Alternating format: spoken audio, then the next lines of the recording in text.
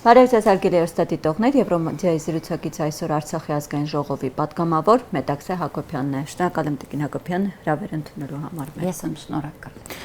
Տիկին Հակոբյան, ուզում եմ զրույցը սկսենք դատավճիռներից։ Սրա վերաբերյալ մենք չենք զրուցել ձեզ հետ Արցախի ռազմաքաղաքական ղեկավարության Բաքվից որպես այդպիսին ինչ որ ակնկալիքներ պետք չէր ունենալ, որ դատավճիռ է իրականացվելու արդար ազատ են արձակվելու պաշտոնյաները, բայց մեկ այլ բան է, երբ որ արդեն դատավճիռը դիմացդ է ու դա կարդում ես ու պատկերացնում ես քո հայրենակիցների վիճակը։ Վերջերս էլ Ալիևը նրանց համեմատեց այս դատավարությունը շինծու Նյուրնբերգյան դատավարության հետ, համեմատեց ֆաշիստների հետ ու հստակ ասաց, որ հրաժարվում է որևէ կերպ վերադարձնել Արցախի ռազմաքաղաքական ղեկավարներին։ Բա ինչ ակնկալիքներ ունենանք, ինչ մեխանիզմներ, հայկական կողմը ունի այս վերադարձի հետ կապված։ Գիտեք, մենք ի սկզբանե հասկանում էինք, որ նպատակները հեռահար են, այսինքն չի սահմանափակվում զուտ ռազմաքաղաքական վերնախավին ինչ-որ դատելով կամ պատժամիջոցներ կիրառելու նպատակ չունի այս գործընթացը։ Այս գործընթացը ինքը շատ ավելի խորքային է, առումով, որ այն ինչը որ ըստ էության իդեմս ցավոք սրտի Հայաստանի իշխանությունների չի ապահովում Հայաստանը, կոնկրետ մեր իրավունքների, մեր նյութական եւ ոչ նյութական արժեքների եւ ընդհանրապես մեր բնորանի մասով, ինչու՞ չէ նաեւ մեր ռազմաքաղաքական վերնախավի ու մնացած մեր գերիների մասով շատ հաջողությամբ դա իրականացնում է Ադրբեջանը հակառակ իմաստով, այսինքն նպատակը ցույց տալն է միջազգային հանրությանը, որ բնավել այնտեղ Հայաստանի լռության ֆոնի վրա, որ բնավել Արցախում չեն ապրել հայեր, որոնք ուղղակի ստեղծել են, արարել են, այդտեղ իրենց բնորանն է, ստեղծել են պետություն, կայացել են, նաև կարող էին օրինակ ծառայել շատ աշխարհի շատ ճանաչված պետությունների, այլ հակառակ ուզում են ցույց տային, որ այդտեղ ինչ-որ տերորիստների ահաբեկիչներ են այնտեղ ու իրանք պայքարում են ահաբեկիչների դեմ։ Ահաբեկիչների դեմ եւ հակառակը իրենք են ազատագրել։ Գիտեք, ես հայաստանյան իշխանությունների լռության ֆոնի վրա իրենց ձայնը բնական է լսելի է, որովհետև դատավարությանը եւ այդ դատավճիռների արդեն հրապարակումից ժամեր անց պաշտոնական մամուլը ամբողջ ադրբեջանական ողողված էր, այսպես մի թեզ էր գնում կարմիր գծով, որ տեղի ունեցավ օրենքի ուժով արդարադատություն, այսինքն իրենք համարում են, որ այն ինչ որ իրենք արեցին դա արդարադատության հաստատումներ եւ տեղի ունեցավ այն Բաքվում եւ իրենք ունեն ակնկալիքներ այդ արդարադատությունը օրենքի ուժով պիտի տեղի ունենա Տիկին Հակոբյան, ԱՄՆ փոխնախագահը եկավ Հայաստան, այստեղ գերիների հարցը քննարկեցին։ Նա ասաց, որ Ալիևի հետ էլ այդ հարցը քննարկելու, բա ինչ քննարկեցին։ Հիմա մի քիչ ձեր հարցից արդեն, հետևում է տարօրինակությունը մեր սպասումների եւ պահանջների։ Մենք խոսում ենք Ալիև, խոսում ենք Ամերիկա, բայց որևէ ձև չենք խոսում Հայաստանի իշխանությունների մասին։ Չէ՞ որ այս ամենը Հայաստանի իշխանություններն էին բենզին ասել, որ երբ որ գնաց Ադրբեջան այդ հարցը բարձրացավ։ Ահա, եւ հետո օրինակ մենք լուր ունենք, իրենք հարց տվեցին, բարձրացրել է, չի բարձրացրել, ի վերջո դրանից հետո էլի շփումներ եղան, բարձրացվել է, չի բարձրացվել, ինչ են ասել հենց կոնկրետ Ամերիկան, որովհետեւ տեսեք, եթե կա 3 կողմ, Հայաստան, մի տեսակ մոտս դեժավյու է առաջանում, երբ որ ասում եմ 3 կողմ, որտեղ հիշում եմ ժամանակին էլ Հայաստան, Ռուսաստան, Ադրբեջան, երյակը։ Հիմա փոխվել է լավ հարթակը Հայաստան, Ամերիկա եւ Ադրբեջան։ Եվ այստեղ արդեն լրիվ ուրիշ ուղղություն է, այստեղ գնում են խաղաղության գործընթացին։ Լավ, խաղաղության գործընթացի գնալիս նման խնդիրները, կոնկրետ իրավունքներ, պատանդարված եւ գերեվարված անձինք, սրանք չեն կարող քննարկման առարկա լինեն։ Սրանք պետք է արդեն լուծված հարցեր լինեին։ Սրանք պիտի լուծվեին, որպեսզի հնարավոր լիներ հետագա գործընթացները իրականացնել խաղաղության գնալու, որովհետեւ խաղաղությունը ինչի վրա է հիմնված։ Բայց իրենք ասել են, որ այս խաղաղության պայմանագրում գերիների հարցը ներառված չէ, ինչու, որտեվ ասում են, եթե մենք այդ կետերի մեջ ներառենք նույն օգոստոսի 8-ի փաստաթղթում, սա ավելի հետաձգել էր գործընթացը։ Ես համաձայն եմ, որ չպիտի ներառված լիներ, որովհետև նման հարցերը չեն ներառվում նման գործընթացների մեջ, նման հարցերը լուծվում են նման գործընթացների սկիզբը, որովհետև սա, տեսեք, ի սկզբանե սա հումանիտար հարց է, հա, որևէ մեկը չի վիճի, ես կարծում եմ այստեղ, բայց այս հարցը տեղափոխվեց քաղաքական դաշտ ի հեճուկս Հայաստանի իշխանությունների, որովհետև այն չլուծվեց մինչև քաղաքական գործընթացները որպես հումանիտար հարց, չլուծվեց, հետևաբար դարձավ քաղաքական, որը արդեն նշանակում է առանձին ինչ-որ բանակցային գործընթաց։ Եվ ես նորից, հա, այստեղ ինչ-որ աբսուրդ է առաջանում, խաղաղությունը, ես կարծում եմ դա աքսիոմա է, բոլորս գիտենք, հիմնված է արդարության զգացողության վրա։ Խաղաղություն տեղի է ունենում այն ժամանակ, երբ որ հակամարտող երկու կողմերը ունեն արդարության զգացում։ Երկու կողմերը, այո, ես չեմ խորշում ասել, այդ խաղաղության զգացումը պիտի ունենա Հայաստանը, պիտի ունենա Ադրբեջանը։ Ունի Հայաստանը այդ արդարության զգացումը, որտեղ Հայաստանը ասելիս ես նկատի չունեմ իշխանությունների, ես նկատի ունեմ ժողովրդին, մեզ բոլորիս։ Ունենք, ոչ, չունենք, ինչու չունենք, որովհետև 150,000 առնվազն հայ,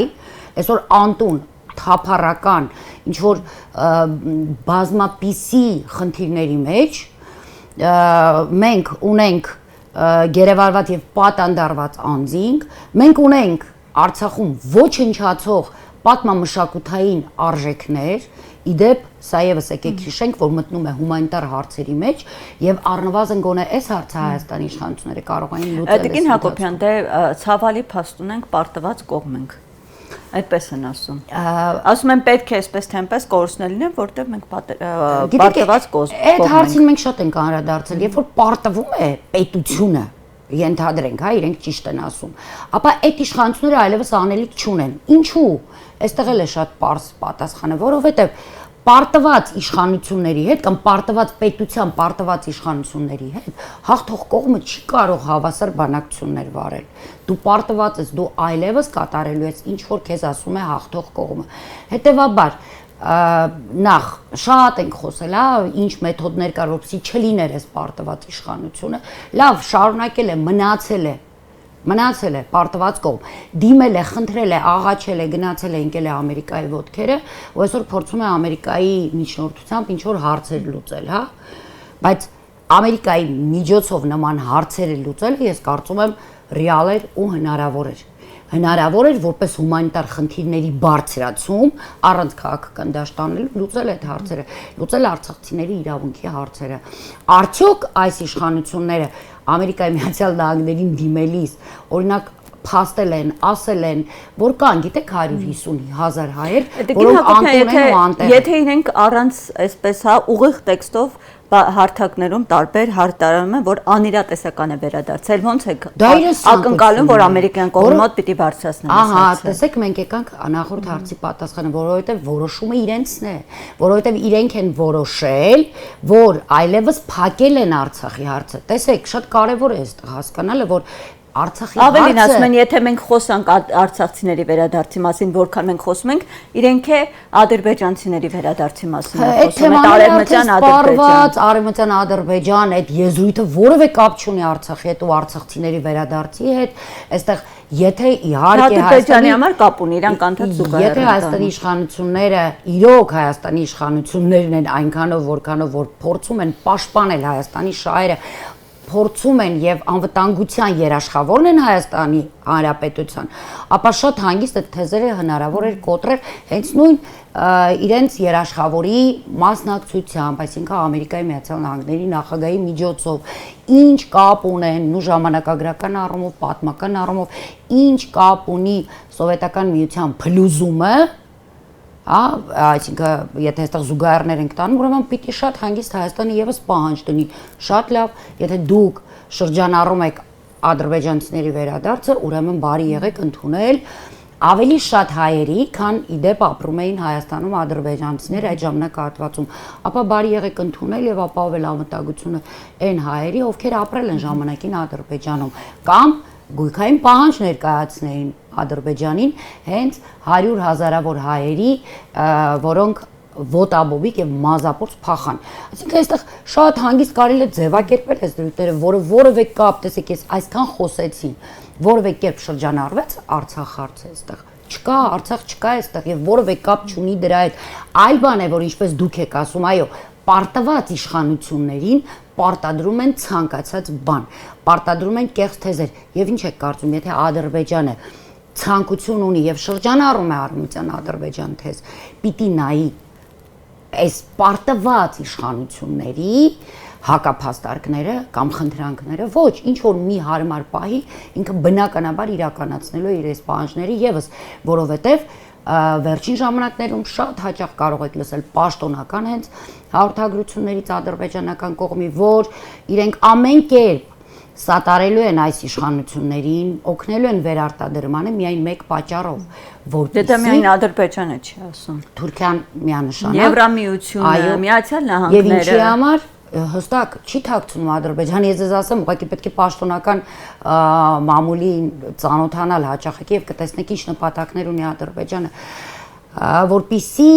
ինչպես իրենք են ասում, արդարություն հաստատվի նաև օրենքի ուժով Հայաստանի Հանրապետությունում, այն է սահմանադրության փոփոխությունը։ Եվ դուք պատկերացնում եք այդ սահմանադրությունը 2020 թվականին, երբ որ մենք ահազանգում էինք, որ կրթական չափորոշիչները գրվել է Թուրքիայի եւ Հայաստանից Թուրքիայում սովորած եւ ժամանակին շատ երկար ժամանակ առնչություն ունեցող թուրքերի հետ ԿՊ-ականների հետ, որ աբսուրդ է, անհավանական 5 հոգեանոց խումբներ, ես հիմա անունները տալ չեմ կարող, նրանց մեջ կան հիմա падգամավորներ, ցավոք ԿՊ-ականների անունները միշտ չի որ հիմնվում են, բաց աղբյուրներում կա, կարող են փնտրել գտնել, իրենք էլ իրենց անունները հենց։ Դա որևէ թաքուն բան չի եղել, որտեղ դա պարտադիր պայման է եղել, որ պիտի այդ հանձնախմբի պատվիրակության այդ հանձնախմբի անդամների անունները նաև հրապարակվեին։ Այնպես որ դա բաց աղբյուրներում այն ժամանակ էլ կար։ Մենք չէինք պատկերացնում, որ թուրքը գրելու է Հայաստանի պատմությունը, ճիշտ է, կամ հայոց պատմությունը։ Հիմա մենք չենք պատկերացնում, չէ՞, որ ինչ որ մի պահ սահմանադրությունը գրելու է Ադրբեջանը Հայաստանի Հանրապետության այս իշխանությունների վերարտադրման պարագայում կամ Թուրքիան։ Հավատացեք, դա սարերի հետևում չէ։ Տիկին Հակոբյան, ես նաև ուզում եմ իմանալ ինչ որ կապ ռազմաքաղաքական ղեկավարների, հարազատների, ընտանիքի անդամների հետ ինչ տեղեկություններ ունեք։ Գիտեք, ոչ ակնկալիքներ կան։ Ոչ բոլորի հետ կա կապը, բայց հիմնականում կապը ում հետ հնարավոր է պահվում է, շփումները կան, ժամանակ առ ժամանակ նաև հանդիպում ենք, հեռախոսազրույցներ ենք ունենում, բնականաբար առաջի հարցը ինչպես են, որովհետև իրենք ամիսը 1 կամ 2 անգամ հնարավորություն են ունենում խոսելու հետները, նո ստանդարտ խոսակցություն է, բնական է այնտեղ վերահսկողություն կա, որ հարցնում են որպիսությունը այստեղ իրենց հարազատների եւ ընդհանրապես մեկ բան են փաստում, որ իրենք լավ են, որովհետեւ այնտեղ հասկանալի է վերահսկողությունը, իրենք ավելին ասելու հնարավորություն չունեն։ Ես ձեզ ասեմ, տարբեր են։ Կան ընտանիքի անդամներ, որոնք պայքարում են բոլորիս հետ հավասար, որովհետև հասկանում են, որ ինչպես այս իշխանություններն են հորդորում, որ պետք է լուռ մնալ մեր խոսելը կամ մեր ակցիաները կամ գործողությունները այդ առումով վնասում են, այնտեղ շատ լավ հասկանում են շատերի հարազատները, որ հակառակը լռությունը հենց մոռացության է տալիս եւ դա սպասարկում է կոնկրետ Ադրբեջանի շահը, հետեւաբար պետք է անընդհատ ձայնը այնքան բարձր լինի, որ լսելի լինի, հետևաբար մեր հետ միշտ բոլոր ակցիաներին հիմնականում լինում են ու պայքարի ժամանակ ցավոք կան շատ ծանր վիճակում գտնվող, մեր պատանդարված, գերեվարված հայրենակիցներից ընտանիքներ, որոնք գիտակցում են եւ իրենց մեջ ուժ չեն գտնում նաեւ պայքարելու, գիտակցում են, որ այս իշխանությունների օրոք որևէ լավ բան սпасել հնարավոր չէ։ Այսինքն այդ գիտակցումը միևնույն է բոլոր կողմերում կա եւ հետեւաբար եթե այսպես ընդհանուր առումով նայենք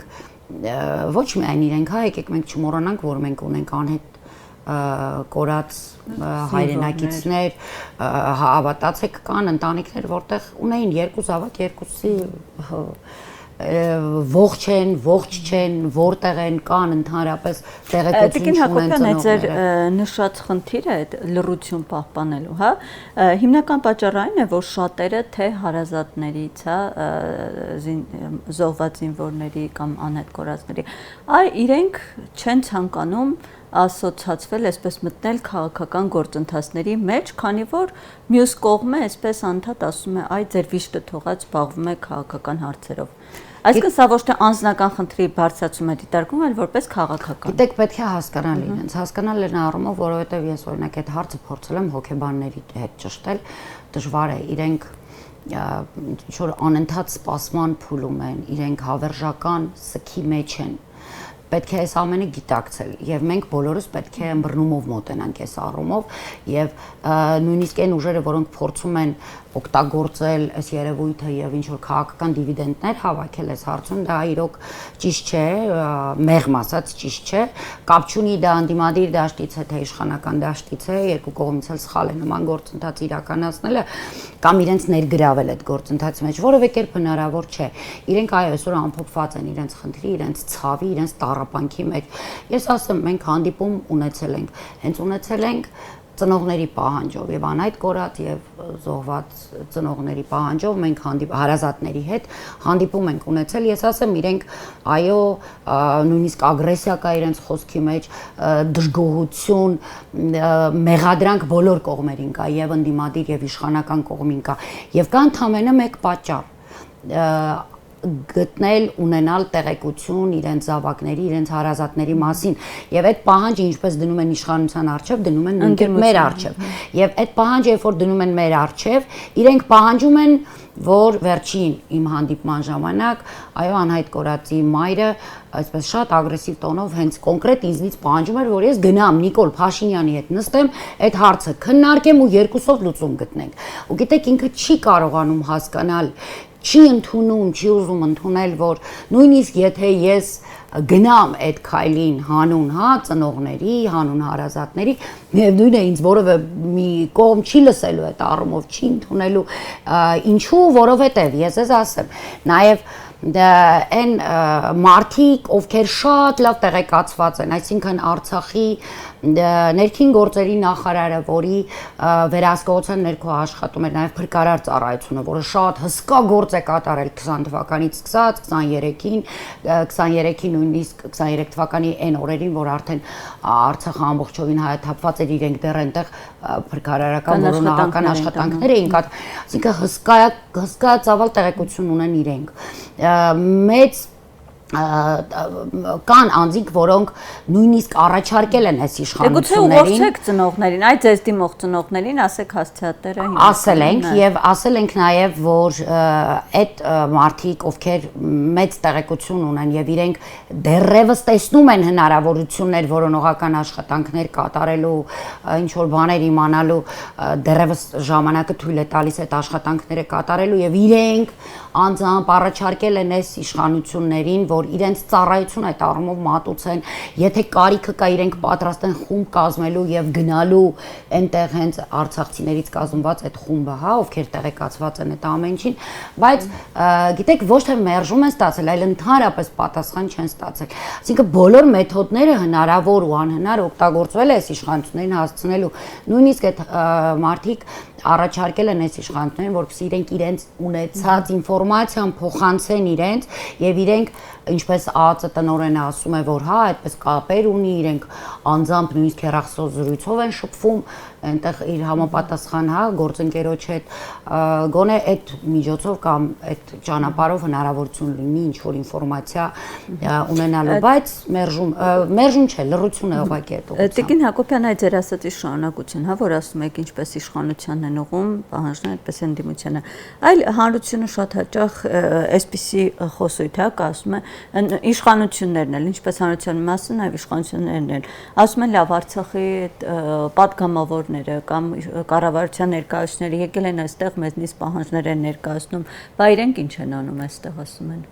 Միայն հանդիպում քննարկումներ են ունենում եւ վերջ։ Դե գիտեք ինչ, հասկանալի է, որ իրենք բայց մեծ ասում են մեր պահանջներ են ներկայացնում։ Դե բնական է իրենք այդպես պիտի ներկայացնեն, որովհետեւ այն ինչը որ կա իրականում, թեկուզ եւ փոքր, դա իրեն շահերից չի բխում, որ իրենք հանրայնացնեն։ Չնայած վստահ եմ ասում, իրենք շատ լավ տեղյակ են այն տեխնիկական միջոցները, որը իրենք են տիրապետում, օրինակ բռնաճնշումների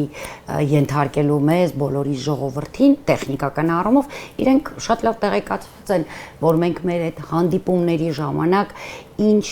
քննարկումներ ենք ունենում կամ ինչ քայլեր ենք արել կամ ինչ ունենք, այսպես արդեն առարկայական։ Իհարկե դա մեծ բան չի, մեծ չի, ինչու, որովհետև այն կողմերը միջազգային հանրության այն ներկայացուցիչները կամ այն դերակատարները, որոնց հետ մենք ենք հանդիպում ունենում, եթե առաջ մեր ասելով մենք էինք ասում դա կամ իրենք մեր ասածը շատ զգուշ էին ընդունում կամ այսպես այդ թեմայից չէին խոսում, ես ձեզ ասեմ, հենց միջազգային հանրության ներկայացուցիչներ, դերակատարներ, ոչ պատահական մարդիկ, հա, փաստում են, որ Հայաստանի իշխանությունները ամեն կերպ լրացնում են մեր իրավունքների մասին ցանկացած առաջադրված խոսույթ միջազգային դերակատարների կողմից։ Բայց նույն ձեր նշած միջազգային դերակատարները օր ու գիշեր, այսպես հայտարարություններ, ասում են աջակցում ենք իշխանություններին իրենց խաղաղության օրակարգին։ Պայմանստացում են կուլիսների հետևում ուրիշ բան են ասում։ Այդ մարդիկ նաև հանրային են ասում։ Եվ ես ձեզ ասեմ, բնական է այնպես ինչպես այստեղ է, այնպես էլ միջազգային հանրության մոտ է, հա, եւ կան այս իշխանություններին սատարողներ, եւ կան հակառակը այս իշխանություններին չընդունողներ։ Ինչու՞։ Ոչ թե որովհետեւ մեզ շատ են սիրում, որովհետեւ ոչ, որովհետեւ շատ լավ աշխարհը եւս հասկանում է, որ մարդու իրավունքները դա գերակա է, դա գերակա շահ է, ցանկացած, հա, այնտեղ այս պետությունը ուժեղ է, այն պետությունը այս պահանջները ունի, այն պետությունը իր շահից դրդվելով է ինչ բան անում, ի վերջո եթե աշխարհը ընդունեց ուժի գերակայությունը, ինչի արդյունքում մենք հայտնվել ենք այս իրավիճակում եւ մոտակա ժամանակներում չշտկեց այդ հարցը, բնական է իրենք տեսնում են արդեն իսկ որ Արցախի դեպքը, այսինքն հայաթափումը ուժի կիրառման արդյունքում նախադեպ է դարձել եւ այսօր մեծ ու լայն տարածում է գտնում։ Ստացվում է, որ աշխարհում կառավարում է նա, ով ավելի ուժեղ է եւ կուլ են գնում բոլոր այն պետությունները, որոնք չունեն այդ ուժը, այն պետությունները, որոնք ուժեղ են։ Եվ հետեւաբար ես ձեզ ասեմ, ես մի պարզ օրինակ բերեմ, օրինակ Շվեյցարիայի օրինակով, հա, մենք այսօր այո, կարող ենք Շվեյցարիայի կառավարությունից էլ լսել, որ իրենք ընդունում են այս ամբողջ գործընթացը խաղաղության, որ տեղի է ունենում Հայաստանի եւ Ամերիկայի միջեւ, նորմալ է, որ կառավարությունը այդպիսի հայտարարություն անում, որպես երրորդ պետություն ինքը ինչ պիտի մտնի ու ինչ պիտի խառնի այստեղ կամ ինչպես պիտի ինքը խոսի դրա հակառակ։ Բայց ես ձեզ ասեմ, երբ որ օրինակ Շվեյցարիայի վերին պալատը, հա, բանաձևը ընդունեց եւ տվեց ի գիտություն կառավարությանը, որը պետք է կառավարությունը 1 տարվա ընթացքում իրականացներ այդ ֆորումը Ադրբեջան ու Արցախ, բնական է դա իրագործողը կամ այդ գործընթացը տանողը արտաքին գործերի նախարարությունն է Շվեյցարիայի, որի մոտ բազմաթիվ հարցեր էին առաջանում, որը կարիք ունեին լսելու նաև արցախցիների պահանջները։ Մենք այդ ընթացքում բազմաթիվ նամակներ ենք ուղարկել, նաև այդպես հանդիպումները ոչ կենթանի, բայց հնարավորություն եղել է իրականացնելու, եւ մեր խոսքը հասցրել ենք տեղ, նաև ժողովրդի խոսքն ենք կարողացել հասցնել տեղ։ Ինչի արդյունքում այսօր հակասական արդեն իրավիճակ է ստեղծվել նաև Շվեյցարիայում, կառավարություն, ազգային ժողով, նաև կառավարության անդամներ, այնտեղ էլ է արդեն սառույցը կոտրվել, այնպես չի, որ այնտեղ այսպես միանշանակ հարթ բոլորը աջակցում են օրինակ Նիկոլ Փաշինյանին ու ԿՓ-ականներին, ոչ, եւ ես կարծում եմ, որ մենք կարողանում ենք ամենայն դեպս փոքր ինչ կասկածներ գցել միջազգային հանրության մեջ։ Շվեյցարիան որպես նախադեպ եմ ձեզ ասում, բայց նման աշխատանքներ տարվում են արդեն Ամերիկայի Միացյալ Նահանգների հետ, Ֆրանսիայում են տարվում, այնպես որ մեր պահանջները միանշանակ, այո, Հայաստանի իշխանություններից են, միանշանակ որպես Արցախը հանձնածներ, հազարավոր երիտասարդների զոհ տվածներ, Արցախը հայաթափածներ, բնականաբար իրենք պատասխան ունեն տալու այս ամենի համար, բայց այնպես չի, որ մենք չունենք նաև աշխատանք դրսում, չունենք նաև պահանջներ միջազգային հանրությունից, որը ինչքանով որ մեր համեստ հնարավորությունները թույլ է տալիս իրականացնում ենք։ Շնորհակալ եմ ձեզ զրույցի համար, Տիկին Հակոբյան։ Հարգելի հեռուստադիտողներ, մենք տաղավարում զրուցում ենք Արցախի ազգային ժողովի պատգամավոր Մետաքսե Հակոբյանի հետ։ Շնորհակալ եմ հետևելու համար մեզ։